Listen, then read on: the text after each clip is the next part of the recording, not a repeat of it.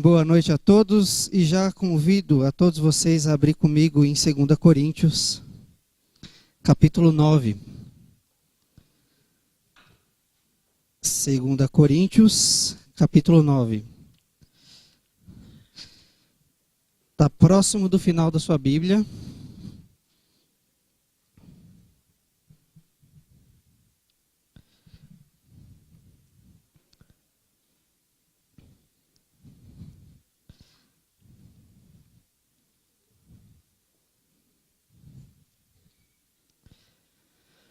Segunda Coríntios, capítulo 9, nós vamos ler a partir do verso 6. Se você encontrou, marque com seu dedo com alguma coisa a Bíblia e olhe aqui para mim um instante. Nós estamos em uma jornada de 3 mensagens, hoje é a terceira, cujo o tema que nós vamos falar será redenção, graça e o dinheiro. Nós estamos em um movimento de olhar as Escrituras e descobrir nela a narrativa do Evangelho, descobrir na Bíblia a história da redenção, descobrir na Bíblia como a gente se conecta à missão de Deus e descobrir na Bíblia também uma nova visão de mundo. Então há esses 4 movimentos que nós podemos fazer quando a gente lida com um texto bíblico. Se você é cristão, você tem a prática de ler esse texto uma vez ao dia, 2 vezes por semana ou mais, depende da sua prática, mas é isso que a gente encontra na Bíblia. A gente encontra o Evangelho, a gente encontra a história da redenção, a gente se conecta à missão de Deus e a gente adquire uma nova visão de mundo. Então, toda vez que o Espírito Santo de Deus começa a atuar dentro do coração de alguém, algumas coisas começam a acontecer. A gente não mais vive da forma que nós vivíamos antes, assim como a gente também não enxerga o mundo, assim como nós enxergávamos antes. Há uma mudança do nosso coração, há uma mudança da nossa mente e há uma mudança do nosso olhar. Eu só vou pedir ajuda para os meninos, que não está funcionando aqui. Pode ajudar, por favor? Nesse sentido, toda vez que a gente se defronta com as Escrituras e toda vez que o Espírito Santo age em alguém que confessa a fé em Jesus, nós nos tornamos novas pessoas, novas criaturas. A gente muda a percepção de mundo, a gente é transformado no nosso coração, então os nossos sentimentos são transformados, o nosso olhar para o mundo é transformado. Quando a gente fala de olhar para o mundo, nós estamos falando uma palavrinha que é estranha, mas que faz todo sentido para a gente. Nós estamos falando de cosmovisão cristã. Visão de mundo. Cosmovisão. E aí, quando nós confessamos a fé em Jesus, a gente passa a olhar para todas as coisas, não mais a partir do nosso olhar, mas a partir do olhar do próprio Deus, para como Ele olha para todas as coisas. E aí, nós começamos uma jornada de 3 mensagens, e a primeira foi como Deus cria todas as coisas. E uma das coisas que nós descobrimos é que Deus cria tudo perfeitamente bom e belo. Mas por causa da desobediência do homem para com Deus, por causa da autonomia que o homem queria viver, vivendo segundo seus próprios preceitos e não a vontade do Senhor, há a queda. E essa queda nós chamamos de desobediência, nós chamamos de pecado. O homem deseja então viver segundo as suas próprias vontades. Por causa dessa desobediência do homem, todas as coisas, nós e tudo que foi criado por Deus passa por um processo de trinca. É como se a gente desse uma porrada em um espelho e ele ficasse todo trincado. A gente tenta se enxergar, mas quando a gente olha, a nossa imagem está desfigurada. É assim que acontece com toda a criação do Senhor. Então a gente não vive tudo aquilo que nós somos criados para viver. Nós não vivemos aquilo tudo que o Senhor nos criou para viver. Toda vez que a gente olha para um ser humano, que a gente olha para nós, e que a gente olha para a natureza, nós vemos que ela tem algumas manchas, algumas desconfigurações que não é original. Não é de fábrica, Deus não nos criou assim. Embora tudo que nasça a partir de Adão já nasce com esse trincamento, com essa mancha, com esse sinal do pecado. É isso que nós chamamos de pecado original. Então, toda vez que nós vamos lidar com alguma coisa da criação de Deus, nós lidamos a partir da queda. Nós lidamos a partir dessa corrupção moral que atingiu o nosso coração.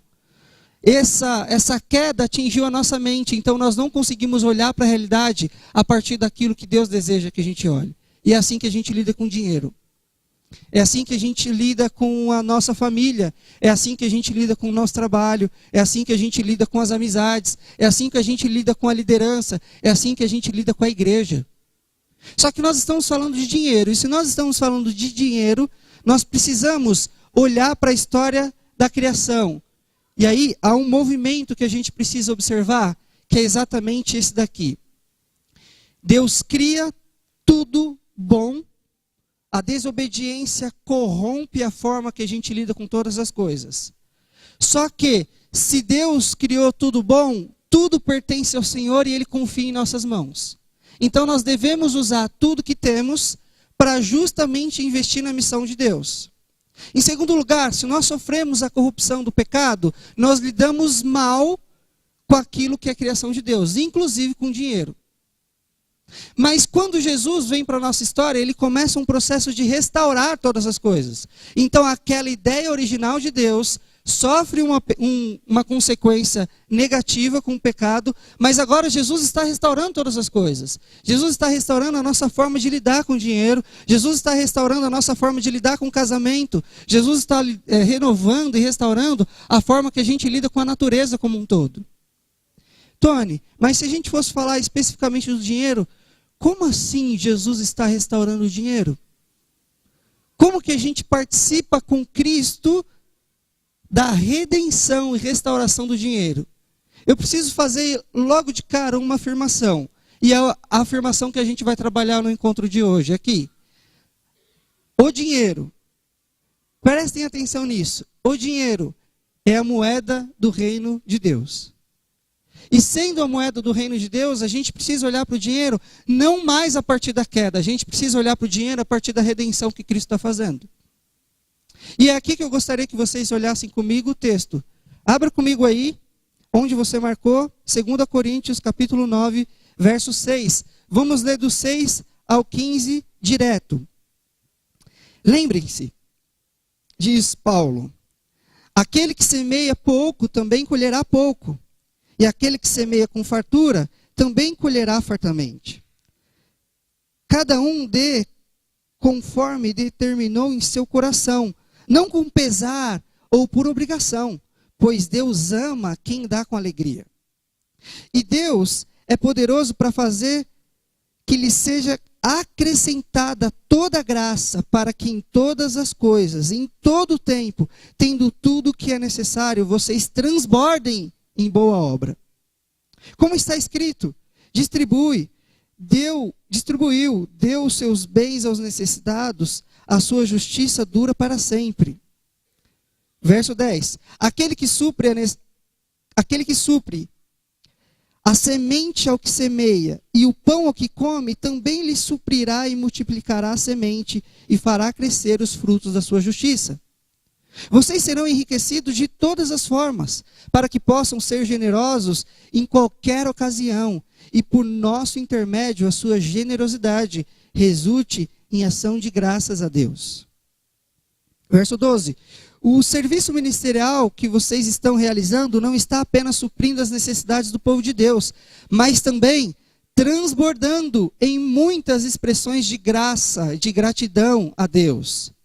Por meio dessa prova de serviço ministerial, outros louvarão a Deus pela obediência que acompanha a confissão que vocês fazem do Evangelho de Cristo e pela generosidade de vocês em compartilhar bens com eles e com todos os outros. Verso 14.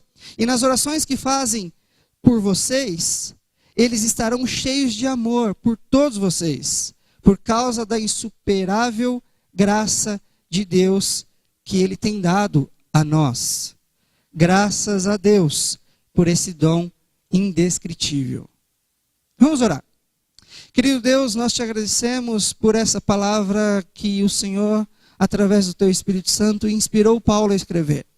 Senhor, assim como ele estava inspirado pelo Senhor, exortando e ensinando aos cristãos que estavam em Corinto, nós pedimos que o Teu Espírito Santo nos submeta à Sua palavra nessa noite. Ajude-nos, Pai, para que possamos abrir os nossos olhos, para que possamos abrir os nossos ouvidos, para que possamos ouvir a voz do Teu Espírito Santo. Nós pedimos, Pai, que o Senhor nos ilumine a partir da Tua palavra e que essa palavra, Pai, transforme os nossos corações. Senhor, eu te peço agora que o Senhor não nos deixe sair daqui da mesma forma que entramos hoje. Que o Senhor transforme os nossos corações. Nós queremos viver para a Tua glória, então fale conosco. Nós pedimos assim, no nome de Jesus, porque está sobre todo nome. Amém. Meus irmãos, uma das coisas que a gente precisa ter em mente quando a gente lê esse texto, é que Paulo está escrevendo aos cristãos que estão em Corinto com uma finalidade. Ele quer ensinar aqueles cristãos a crescerem na fé e no conhecimento do Senhor.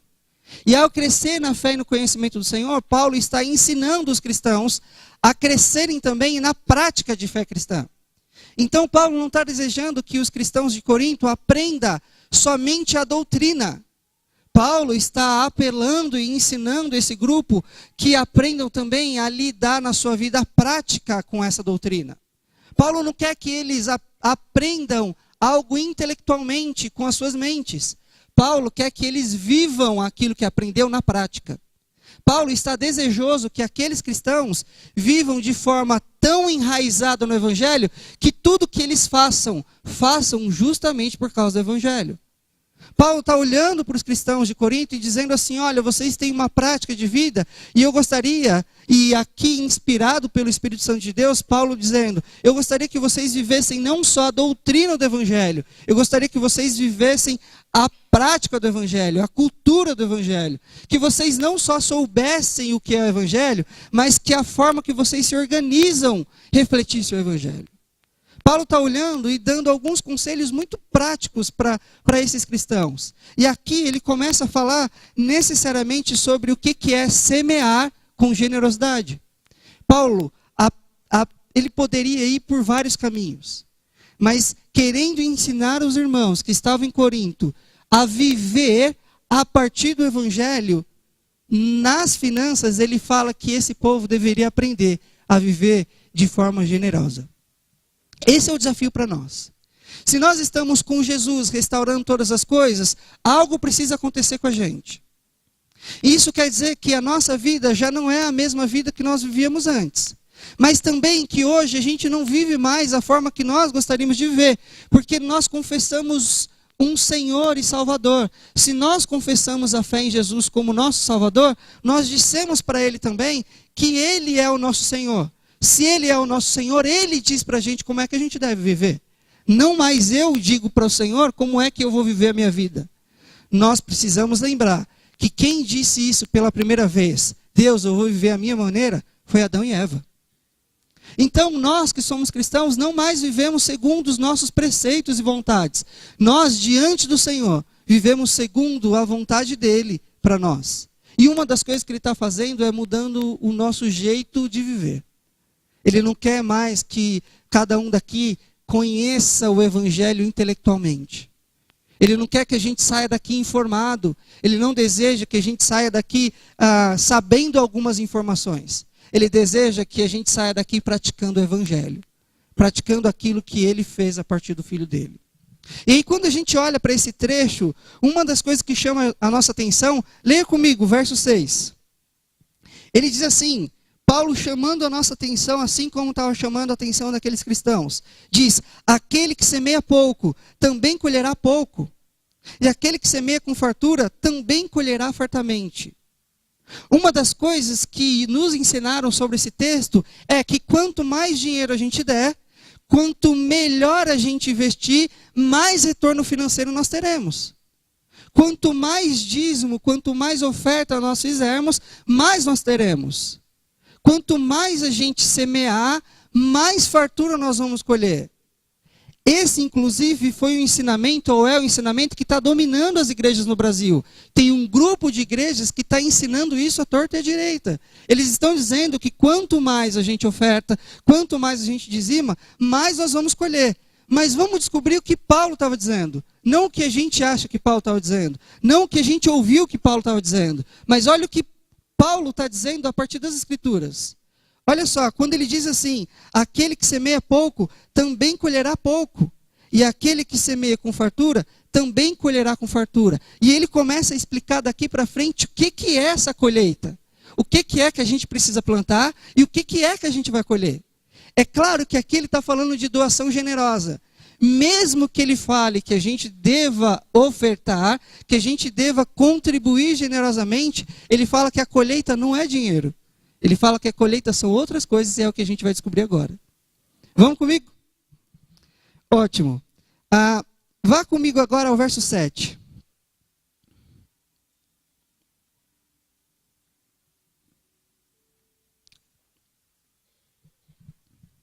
Cada um dê conforme determinou em seu coração, não com pesar ou com obrigação, pois Deus ama quem dá com alegria. Verso 8. E Deus é poderoso para fazer que lhe seja acrescentado toda graça, para que em todas as coisas, em todo tempo, tendo tudo o que é necessário, vocês transbordem em toda boa obra. A primeira afirmação que a gente pode ter aqui, contrário do que algumas pessoas nos ensinaram, é que dinheiro, quando a gente se junta com Jesus, vira moeda do reino de Deus. Talvez você conheça infinitas pessoas, ou muitas pessoas, que lidam com dinheiro de forma estranha. Eles, porque buscam o dinheiro, porque se dedicam ao dinheiro, eles vivem centrados no dinheiro e perdem a noção de família, perdem a noção de amigos, e tudo que fazem é por causa de interesse. Tudo que fazem é porque eles querem ganhar mais dinheiro. Tudo que fazem é correr atrás de dinheiro. O que Paulo está falando aqui para a gente é o seguinte: se agora você confessou a fé em Jesus, se agora você está com a presença de Jesus dentro de si, você muda a relação que você tinha com o dinheiro. Agora não é mais fruto de desejo do seu coração. Agora você usa o dinheiro como uma moeda no reino de Deus. Tony, o que é isso? Como que a gente usa o dinheiro que deturpa o coração do homem, que a gente falou semana passada que é o mamon, que rouba o nosso coração, que toma o nosso coração, que às vezes o nosso coração faz o dinheiro ídolo? Como que o dinheiro agora pode ser a moeda do reino de Deus? Simples, porque agora nós não vivemos como uma velha criatura. Nós somos novas criaturas em Cristo Jesus. E se somos renovados em Cristo Jesus, algo que acontece conosco é que a gente passa a lidar de forma diferente com tudo e com todas as coisas, inclusive com dinheiro. Então, para nós que somos cristãos, o dinheiro é a moeda do reino de Deus. Eu preciso que vocês não percam isso da consciência de vocês. Eu preciso que isso fique batendo no nosso coração e na nossa mente o tempo todo. Toda vez que a gente pegar qualquer real possível em nossas mãos, a gente precisa se lembrar que aquilo que Deus está colocando em nossas mãos é a moeda que a gente pode investir no reino de Deus. Tony, isso pode destruir o coração? Sim. Quando a gente vive segundo a velha criatura. Quando a gente vive longe do Senhor. Mas quando nós estamos com o Senhor e o Senhor habita em nós, nós usamos o dinheiro como moeda para o reino de Deus. Muda a nossa relação. E aí quando a gente chega nesse verso que nós lemos, a gente descobre que a graça faz com que os cristãos desejem doar. Vamos ler de novo. Verso 8. E Deus é poderoso para fazer que lhe seja acrescentado toda a graça, para que em todas as coisas, em todo o tempo, tendo tudo o que é necessário, vocês transbordem em boa obra. A gente precisa lembrar que todos os discípulos de Jesus não doam porque são obrigados.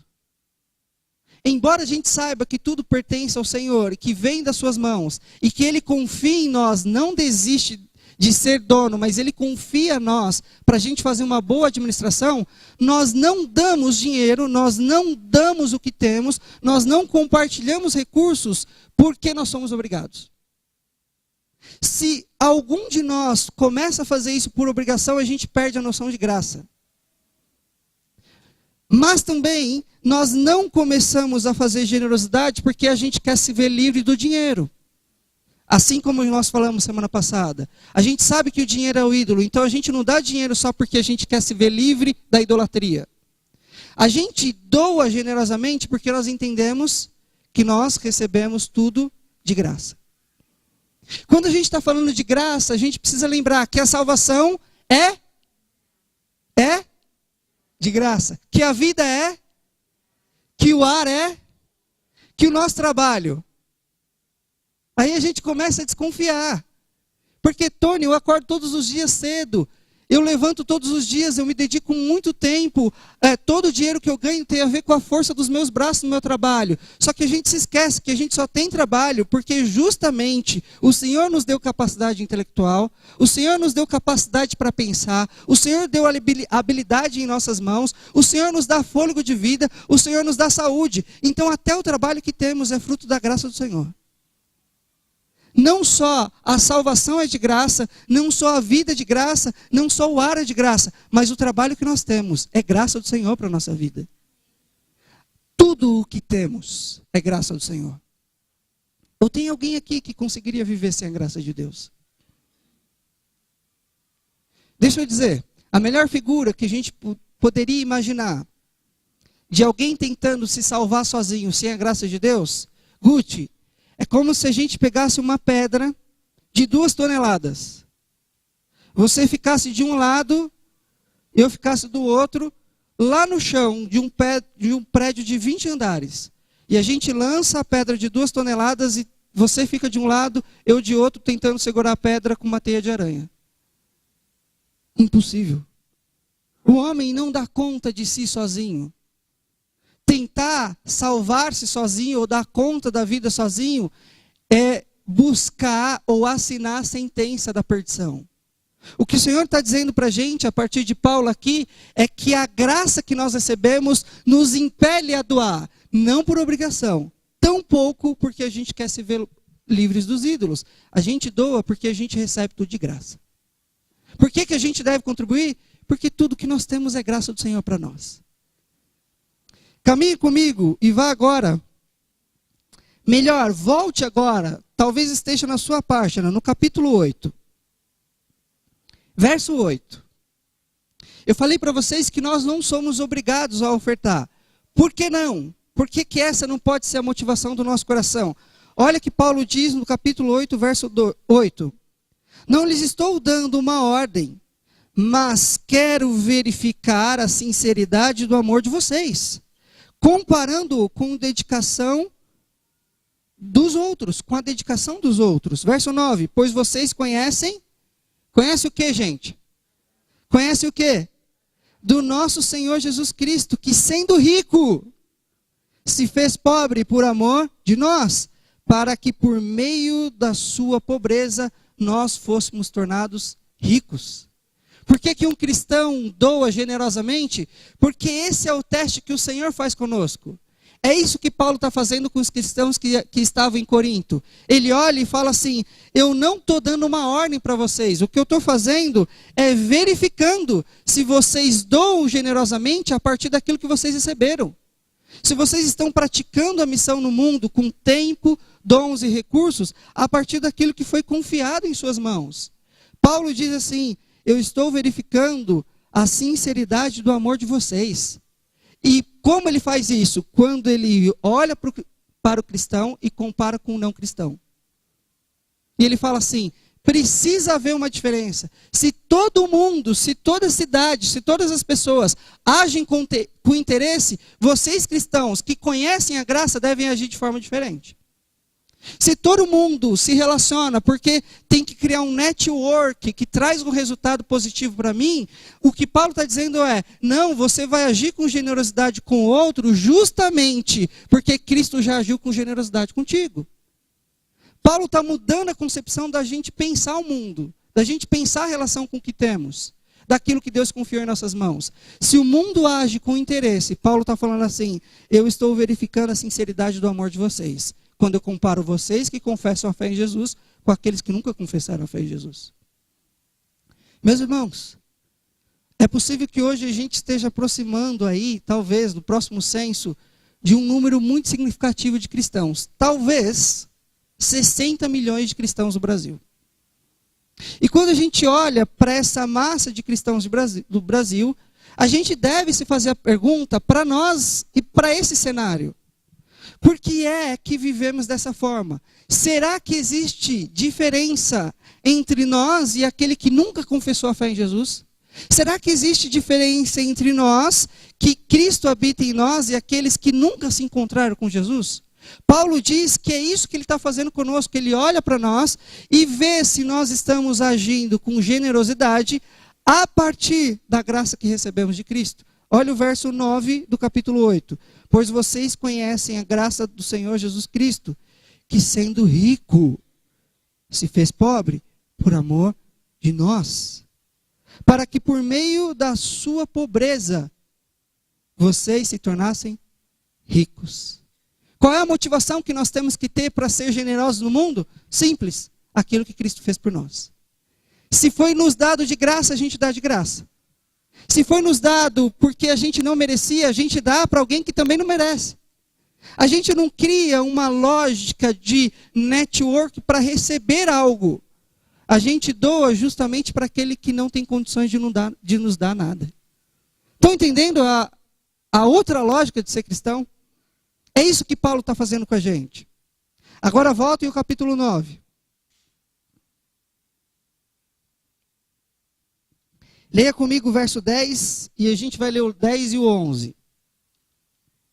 Aquele que supre a semente ao que semeia e o pão ao que come, também lhe suprirá e multiplicará a semente e fará crescer os frutos da sua justiça.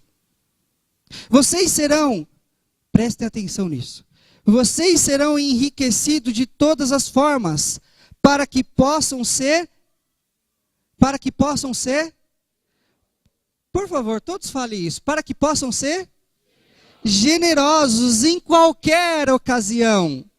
E por nosso intermédio, Paulo está dizendo, a sua generosidade, a generosidade de vocês, resulte em ação de graça a Deus. Vocês estão comigo até aqui? Olha só, nós podemos tornar o nosso dinheiro em um canal de graça de Deus. Oi? Torne isso mesmo, o dinheiro que pode corromper o coração do homem, também pode ser um canal de graça? Sim, porque nós não vivemos como antes, nós vivemos como alguém que foi encontrado por Jesus e é transformado diariamente. Então, o nosso dinheiro, aquilo que Deus confia em nossas mãos, pode ser meio de graça para outras pessoas. Paulo vira para esses cristãos, assim como vira para nós, e fala o seguinte: olha, a forma que você for generoso no mundo vai ser o meio que nós vamos abençoar pessoas e elas se voltarão a Deus por causa da sua generosidade. Conforme a gente for generoso no mundo e a gente doar o que nós temos de forma generosa, o que Paulo está dizendo é, pessoas que não conhecem a Deus passarão a dar graças a Deus por causa da nossa generosidade. Pessoas que não conhecem a graça passarão a agradecer a Deus, porque um dia à noite eles oraram. Deus, se o Senhor existe, o Senhor precisa aparecer. O Senhor precisa suprir a minha necessidade. E aí, porque o Senhor tocou em nossos corações e transformou nossos corações, a gente passa a ser generoso no mundo. E essa generosidade se torna canal da graça de Deus. Deixa eu contar um exemplo para vocês. Eu não sei se foi esse ano ou ano passado que o Marcelo do Vale do Ribeira veio até aqui na igreja. E quando ele veio aqui, uma das coisas que ele falou, ele desafiou a gente para várias práticas de missão. E aí nós nos juntamos aqui e mandamos várias cestas básicas para lá. Ele demorou algumas semanas para conseguir entregar todas as cestas para várias famílias que ele atende de forma social naquela cidade. Então ele ia com o missionário local, evangelizava a pessoa e a família que estava necessitada recebia uma cesta que veio das nossas mãos. E uma cena que me chamou a atenção, assim como chamou a atenção dele, foi que ao chegar na casa de uma pessoa, ele entregou a cesta e a reação da mãe e do filho foi cair de joelho e começar a agradecer a Deus. E aí ele ficou impactado com aquilo e falou assim, por que a senhora fez esse gesto? Ela falou assim, tinha acabado o último punhado de arroz que nós tínhamos. E quando esse punhado de arroz acabou, meu filho pediu o que comer e eu não tinha mais o que dar. Só que eu falei para ele, melhor, ele falou para mim, por causa que ele ia lá na ONG de vocês, que ele podia orar ao Senhor. E que Deus ia responder a oração. E aí ele se ajoelhou com a mãe não sabia o que fazer, porque não tinha mais o que dar. Eles oram ao Senhor 3 horas antes. 3 horas se passam, o Marcelo chega com a cesta que nós mandamos daqui. Pessoas começam a dar graças a Deus por causa da nossa generosidade. Pessoas que não conhecem a graça de Cristo começam a ter acesso à graça porque nós reconhecemos que tudo que Deus confiou em nossas mãos é um canal da graça de Deus para o mundo. Nós passamos a abençoar pessoas por causa disso, por causa daquilo que Deus confiou em nossas mãos. Quando a gente caminha um pouquinho mais, a gente entende que se nós sabemos que dinheiro é graça de Deus, é também a moeda do reino de Deus, quando nós doamos de forma generosa e alegre, a graça de Deus alcança pessoas que a gente não consegue alcançar com as nossas vozes. Tony, a única forma que eu tenho de falar do Evangelho é abrindo a minha boca e falando do Evangelho? Sim, porque eu falei falar do Evangelho. Mas tem várias outras formas que a gente pode demonstrar o Evangelho no mundo. A gente demonstra o Evangelho no mundo, inclusive com a forma que a gente lida com o nosso dinheiro. Uau! Tony, você está dizendo que esse ser que Deus falou, que Jesus falou que pode dominar o coração do homem, nas nossas mãos ele pode ser meio de graça? É exatamente o que eu estou dizendo para você.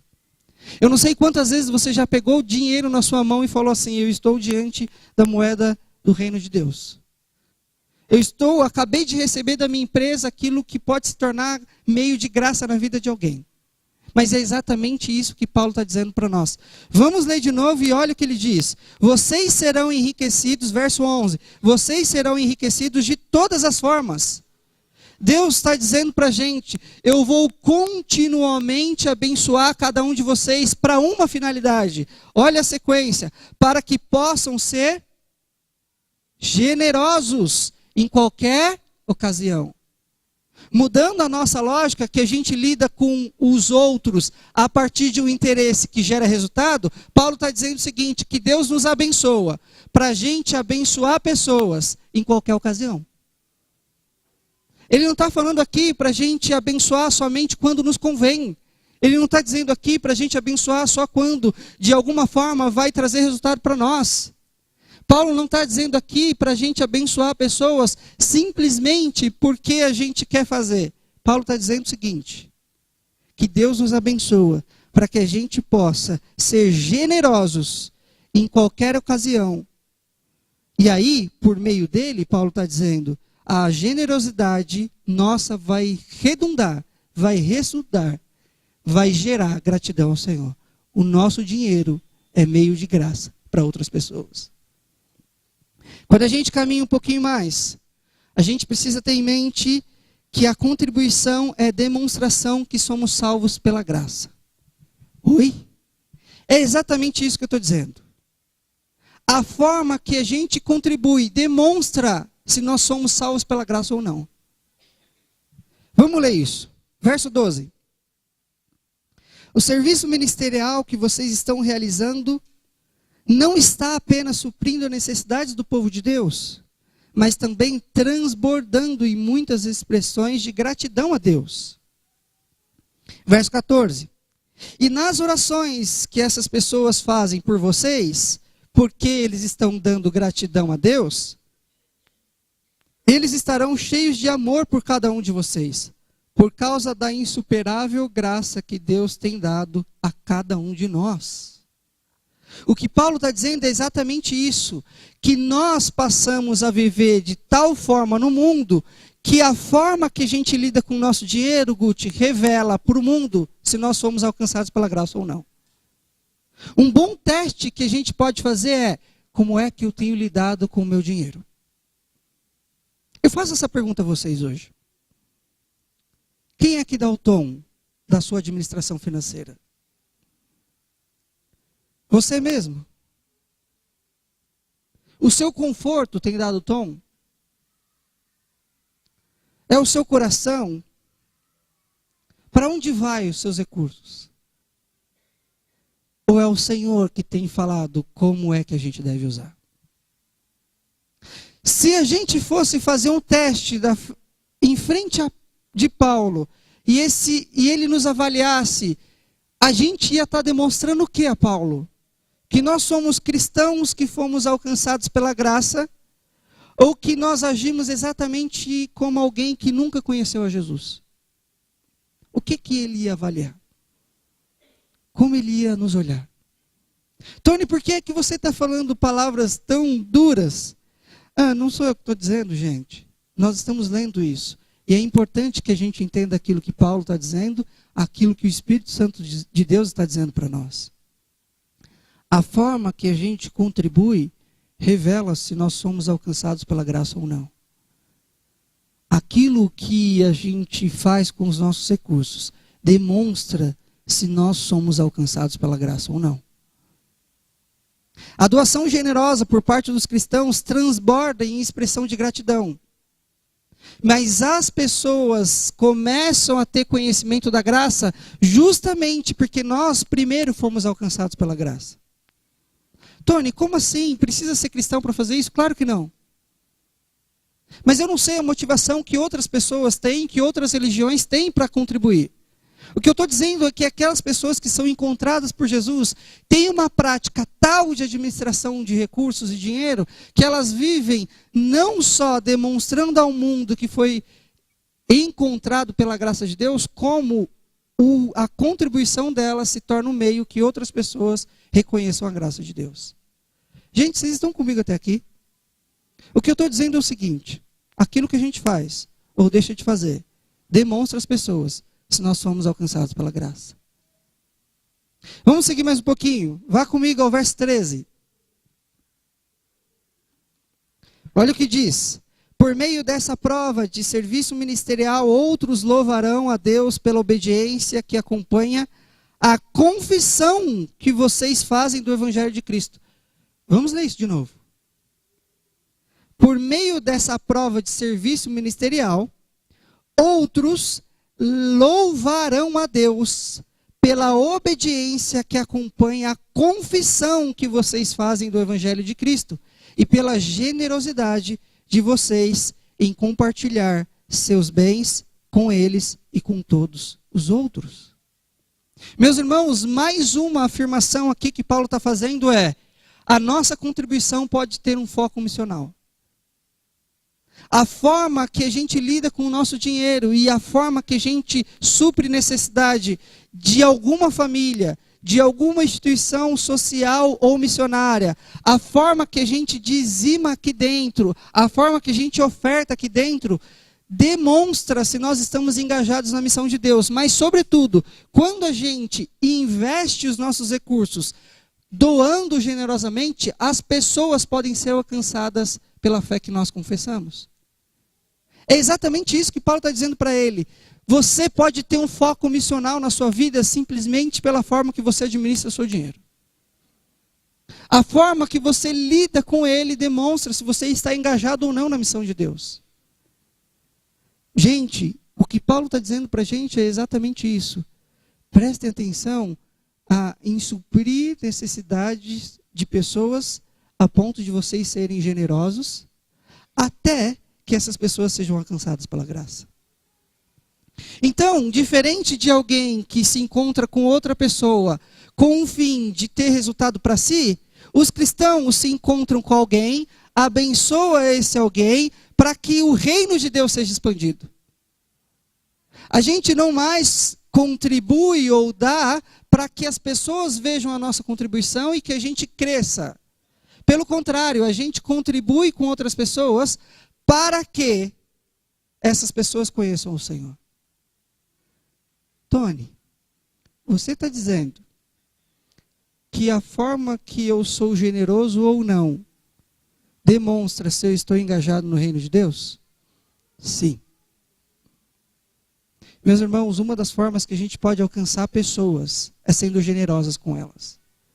Se você sabe de uma instituição financeira, melhor, de uma instituição missionária, que tem feito evangelização de pessoas, e quando a gente se junta a essas organizações, instituições, e a gente passa a ser generoso com elas, a gente está suprindo a necessidade missional dessas pessoas. Quando a gente se junta com instituições sociais e a gente abençoa essas instituições, nós estamos nos juntando a Jesus na missão de redenção de todas as coisas. Quando nós dizimamos aqui nessa igreja, quando nós ofertamos aqui nessa igreja, nós estamos demonstrando ao Senhor que nós estamos engajados na missão dele.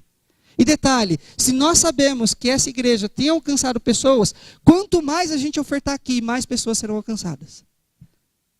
Porque a nossa contribuição pode ter um foco missional. E aqui, quando a gente termina de ler esses textos que nós vimos, algumas coisas a gente precisa ter em mente. A primeira, a contribuição generosa é a demonstração que você, em primeiro lugar, entendeu o evangelho da graça. Em segundo lugar, entendeu quem você é. Em terceiro lugar, entendeu o que Jesus tem feito. A contribuição generosa demonstra se nós de fato compreendemos o evangelho. A segunda coisa, a contribuição generosa demonstra que nós entendemos quem nós somos. Pessoas que foram encontradas pela graça do Senhor. Em terceiro lugar, a contribuição generosa é a demonstração que nós entendemos que Cristo, tudo que fez para nós, por causa da graça dele. E se ele agiu com graça para nós, nós vamos agir com graça também para outras pessoas. A segunda coisa que a gente precisa aprender quando a gente olha para esse texto, é que a contribuição generosa é uma demonstração que nós confiamos a nossa salvação, que a nossa salvação vem somente de Jesus e não de nós mesmos. E aqui eu preciso lembrar a gente um pouquinho de um detalhe. Muitas vezes, mesmo diante de Jesus, mesmo confessando uma fé em Jesus, a gente confia mais na nossa poupança, mais no nosso trabalho, mais na força do nosso braço do que nele. E quando a gente faz uma contribuição generosa, nós estamos dizendo assim para o Senhor: Deus, eu sei que se eu tirar isso aqui, pode ser que amanhã eu não sei se vai entrar ou não. A nossa tendência quando a gente fica sem saber se amanhã a gente vai ter é guardar hoje. E o Senhor está chamando a gente para confiar nele hoje, confiar nele amanhã. É exatamente isso que aconteceu quando o povo estava saindo do Egito. Não guardem para si. Não guardem para si. Não enfiem isso dentro de vocês guardando. Porque isso pode corromper dentro de vocês. Isso pode corromper o coração de vocês. E inclusive vocês podem, e Paulo falando para a gente também, vocês podem passar a confiar mais na poupança de vocês, na força no braço de vocês, do que em Jesus. Então, uma forma da gente não confiar em nós mesmos, tão pouco na nossa poupança, é fazer uma doação generosa. A doação generosa é a demonstração que nós confiamos em Jesus. A doação generosa é a demonstração que nós confiamos mais na provisão de Deus do que na nossa capacidade de boa administração. A doação generosa é a demonstração de Deus, ou para Deus, dizendo assim: Deus, eu não sei como vai ser o meu amanhã, mas se tem alguém que está necessitado diante de mim hoje, eu vou suprir a necessidade dele. Eu vou continuar sendo generoso com essa instituição missionária, com essa instituição social, com essa igreja, a partir dos meus dízimos e ofertas. Eu vou fazer aquilo que precisa ser feito, porque eu sei que hoje é o Senhor que me supre, amanhã será o Senhor que vai suprir, e depois será o Senhor que vai suprir. Ou seja, a contribuição generosa é uma demonstração ao Senhor que a nossa salvação vem dele, não de nós. Mais uma coisa que a gente precisa ter em mente é que a contribuição generosa é uma demonstração que nós buscamos em Jesus o nosso significado.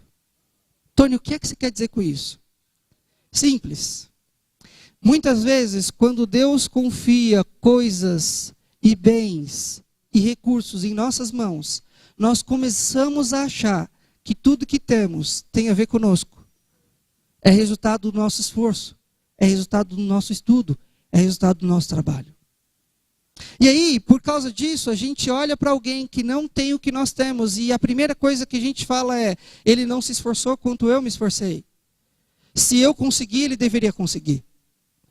Se eu tenho, ele deveria ter, porque eu me esforcei e eu consegui, ele deve se esforçar também. O que nós estamos dizendo para o Senhor é: a minha identidade não vem do Senhor, a minha identidade vem do que eu tenho. É simples, às vezes a gente se sente mais orgulhoso do que alguém porque nós temos mais algumas coisas que outras pessoas não têm. E nós estamos dizendo para essas pessoas o seguinte: olha, o que define a minha identidade é o que eu tenho. Quando Jesus diz para a gente assim: você não é mais do que aquilo que você é filho amado do Senhor. Só que ele diz isso para todo mundo, aqueles que têm e aqueles que não têm. Mas você também não é menos. Porque você não tem dinheiro, você não é menos daquilo que eu digo que você é amado do Senhor. Então o Senhor, diante do Senhor, ele coloca ricos e pobres, quem tem bens e quem não tem, e diz: vocês são amados do Senhor. Só que toda vez que alguém começa a se achar mais do que deveria, o Senhor lembra que nós somos pecadores. E que sem o Senhor, sem a graça dele, nós não conseguiríamos fazer nada. Nós éramos desgarrados do Senhor. Então, meus irmãos, o que a gente precisa fazer aqui é analisar o nosso coração. É olhar, será que muitas vezes a soberba não tem ido muito mais do que deveria? Melhor, ela está tomando o nosso coração. Será que o nosso orgulho de ter algumas coisas não tem ido para além de outras pessoas? Será que nós estamos reconhecendo a graça de Deus sobre nós o tempo todo? De outro lado, será que porque eu sou pobre ou não tenho algumas condições que algumas pessoas têm, eu não tenho vivido aquém daquilo que eu deveria viver, também de forma generosa? Uau! Tony, você está dizendo então que Jesus é a única fonte de identidade? Exatamente. O Rodrigo não pode dizer para mim quem eu sou. Eu não posso dizer para mim mesmo quem eu sou. A única pessoa que pode dizer para mim quem eu sou é o Senhor, porque Ele me criou. Então eu não me sinto menos do que eu sou e nem mais do que eu sou, porque o Senhor diz para mim que eu sou pecador, mas que eu sou redimido pela graça dEle. Mais uma coisa que a gente precisa ter em mente. Como cristãos, nós devemos examinar a forma como gastamos o nosso dinheiro. Em primeiro lugar, nós precisamos checar nossos motivos para não doar mais. Porque é que nós não conseguimos ir muito além daquilo que a gente já tem feito. Tony, eu já estou dando o máximo que eu consigo. Será? Você precisa se avaliar. Você precisa ponderar o seu coração diante do Senhor. Tony, se eu parar ou melhor, se eu investir mais, se eu dedicar mais, eu vou diminuir o meu estilo de vida. Não é exatamente o que Cristo fez. A segunda coisa que a gente precisa fazer é revisar a quantidade de dinheiro que nós gastamos conosco. Meus irmãos, eu falei aqui semana passada, nós sofremos para ofertar, mas nós não sofremos para gastar em um restaurante. Tem alguma coisa errada com o nosso coração. E nós já descobrimos, é a queda. É a consequência do pecado. Por que é que tem pessoas que têm necessidades diante de nós e nós conseguimos passar como desapercebido e gastar muito dinheiro num restaurante a dois? Por que a gente não pode fazer as duas coisas?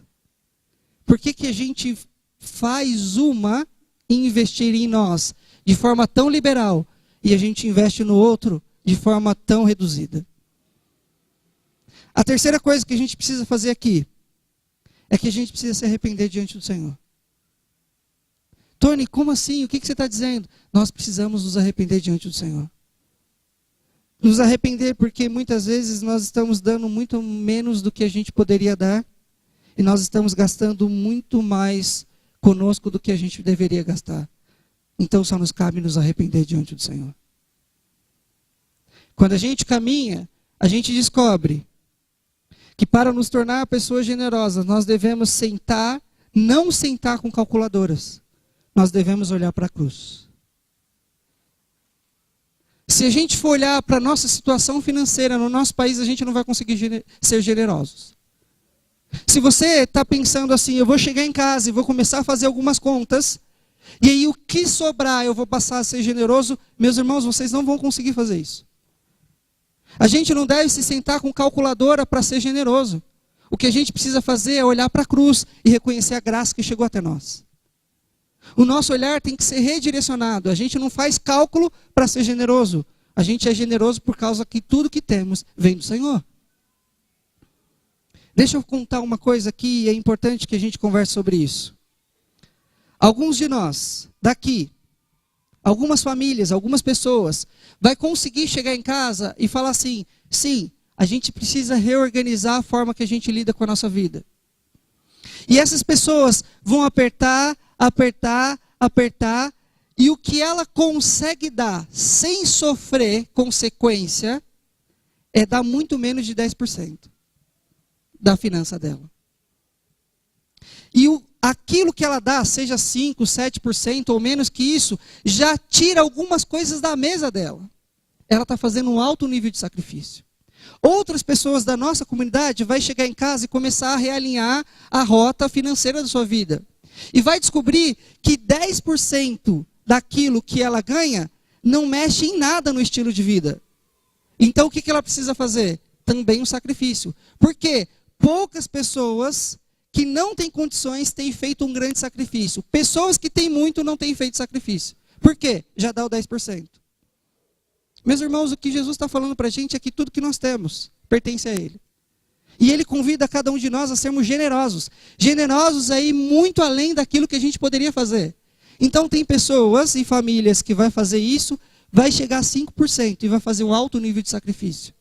E aí a nossa expectativa é que pessoas que podem fazer, vai olhar e falar assim, 10% não mexe em nada no nosso estilo de vida. Então nós vamos dar muito mais do que a gente sempre fez. Essa é a nossa expectativa. É isso que nós estamos ensinando como igreja. Então, o que a gente deve fazer não é sentar com uma calculadora. É olhar para a cruz. É isso que a gente deve fazer. E em último lugar, a partir da nossa contribuição generosa, nós experimentaremos. Prestem atenção nisso. Se você já fez alguma boa ação social, se você já fez alguma coisa que alcançou outras pessoas, a primeira coisa que acontece conosco é que o nosso coração se enche com uma alegria que só Deus consegue dar. Por quê? Se a gente trabalha, às vezes a gente volta meio entristecido, porque faz parte, mas o trabalho sofre a consequência da queda. Só que quando a gente faz alguma coisa boa para alguém, a gente se torna generoso no mundo, algo que acontece é que Deus coloca em nós a satisfação do nosso propósito. Como assim, Tony? Toda vez que a gente faz uma boa ação, nós estamos vivendo o propósito para o qual nós fomos criados. Por isso que quando a gente vai se deitar, a gente se alegra. A gente vive contente. A gente se enche o coração quando a gente faz uma boa ação. Porque é exatamente aquilo que nós fomos criados para ser. Então, uma das coisas que acontece conosco quando a gente passar a ser generoso, é que nós experimentaremos maior alegria em Deus. A segunda coisa, nós vamos experimentar uma liberdade. Se antes nós estávamos presos ao dinheiro, agora nós não estaremos mais. A ponto de não ser mais o dinheiro que dita como eu devo viver. Mas agora eu vou fazer com o dinheiro aquilo que Deus deseja. Em terceiro lugar, quando a gente aprender a ser ou fazer contribuições generosas, haverá cura na cidade. Por quê? Somente quando todos nós vivermos a prática da fé cristã, nós viveremos de forma significativa do mundo. Meus irmãos, prestem atenção aqui em uma coisa. Eu comecei essa mensagem de hoje dizendo que a expectativa de Paulo para nós, que reflete a expectativa de Deus para nós, é que ele não deseja que a gente saiba de alguma coisa, mas que a gente viva a partir daquilo que a gente sabe. Entenderam? Estão comigo até aqui? Deus não deseja que a gente conheça o Evangelho. Ele deseja que a gente conheça o Evangelho e que pratique o Evangelho. E aqui está uma demonstração que a gente pode fazer. Se nós de fato estamos vivendo com Jesus, nós devemos demonstrar essa graça no mundo. Fiquem de pé comigo, vamos orar.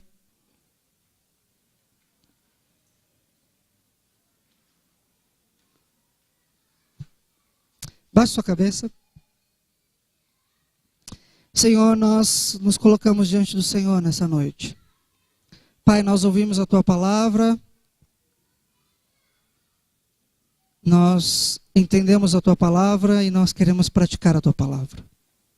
Senhor, muitos de nós aqui têm vivido muitas vezes de forma contrária ao Teu Evangelho e nós nos arrependemos nessa noite.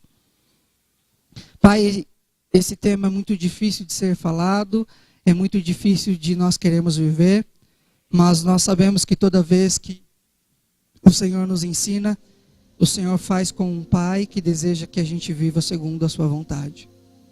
Ajude, Pai, a cada um daqui, a cada um dos meus irmãos que vieram hoje, assim, junto comigo, Pai, a vivermos à luz daquilo que o Senhor deseja para nós.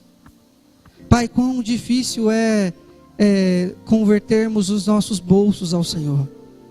Quão difícil é, Pai, converter a nossa conta bancária ao Senhor. Mas nós queremos, Pai, viver de forma transformada.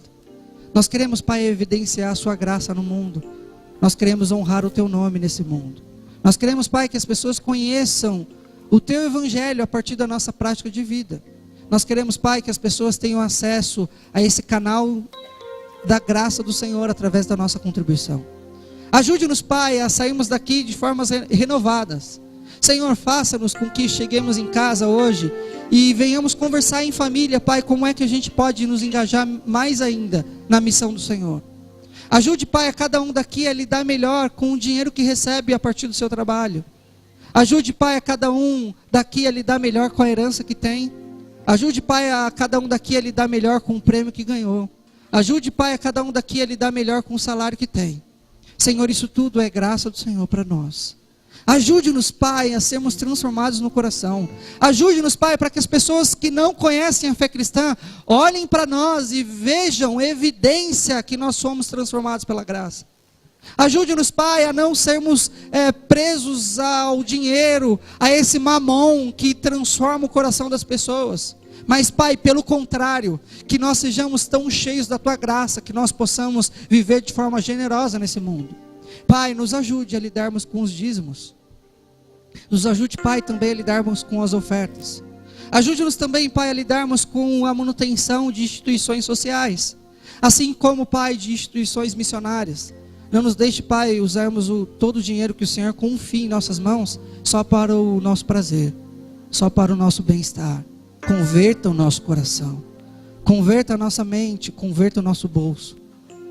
Senhor, nós pedimos que nós não sejamos mais os mesmos. Converta-nos, Pai, para que possamos honrar o Seu nome com tudo que nós somos. Ajude-nos a honrar o Seu nome com tudo que nós temos. Ajude-nos, Pai, a honrar o Seu nome e glorificar a Ti, Pai, com o nosso tempo, com os nossos dons e com os nossos recursos. Nós queremos viver para a Tua glória. Nós queremos viver para a Tua glória. Pai, nós estamos encerrando essa mensagem. E que ela possa transformar o nosso coração. Nós queremos, Pai, viver uma vida centrada em Jesus. Nós queremos que Jesus seja o centro e não que o dinheiro seja o centro. Não que nós sejamos o centro, tampouco que o nosso conforto seja o centro. Mas que o Senhor seja o centro de nossas vidas. Mas não só o centro como o nosso Salvador, mas que também possa ser o nosso Senhor. Sendo assim, não é mais nós que damos ordem de como nós vamos viver, mas o Senhor que é o nosso Senhor. Ajude-nos nisso, Pai, para a Tua glória, em nome de Jesus. Amém.